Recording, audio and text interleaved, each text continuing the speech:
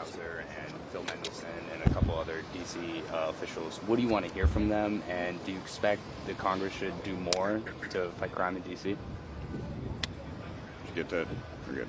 Yeah, I mean, Washington, D.C. is created by an act of Congress. Remember the last time they were there, tell us there wasn't any crime in Washington, D.C. There was a carjacking, and they had 5 white guys up there, and all the folks from the neighborhood, a lot of black folks were sitting behind them. And I asked the question, I said, why is there 5 white guys up here? And they like, well, what are you talking about? You know, and you could see all the people in the back nodded. And then a member of Congress, a friend of mine across the aisle, black fella, thanked me for that question because, again, I think they'll just try to misrepresent what's going on. I like Mayor Bowser. I don't want any, I realize her role, but crime out of here was out of control until Trump rolled in the National Guard.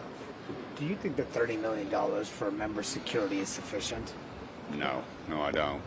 We're giving, we give 50 something to the executive branch, and then you divide 30 million up among 435 members. You know, for East Tennessee, those numbers work out pretty good, but for some of my friends in some of the big areas, metropolitan areas, it doesn't even touch the sides. What's the implication of that?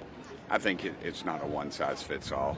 That it's got to be there ought to be a formula you can figure out, because some of these areas, they're requiring people to be of special certification to provide security, and then the dollars involved in that are very significant. So it doesn't equate to the same. And having a understanding with your local law enforcement is a little different. I have a great relationship with my law enforcement in East Tennessee. Those men and women are the best. They'll volunteer to provide security for me, but in some of these areas they don't have that relationship, and it's very expensive, and they don't want to cooperate. Do you plan to vote for the CR? Right now I'm a no. Right now I'm a no. They better take care of that, or they're going to have a real problem. And the president supports that.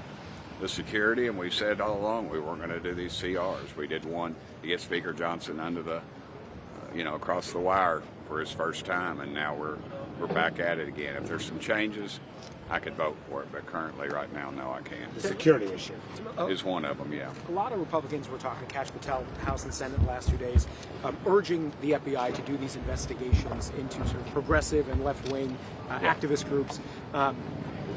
What's your reaction to all of this? And do you have any concerns that you might overstep and then all of a sudden you've got First Amendment issue? Well, the Constitution will be there, and I think the Constitution will protect us in that, and we'll follow the Constitution. I think there's safeguards in place. But when you have these NGOs, for instance, that we know are funneling money back into left-wing groups, this is federal tax dollars go to something called a non-government organization, oddly enough, that's funded by our own federal government, that are flowing back into some of these groups.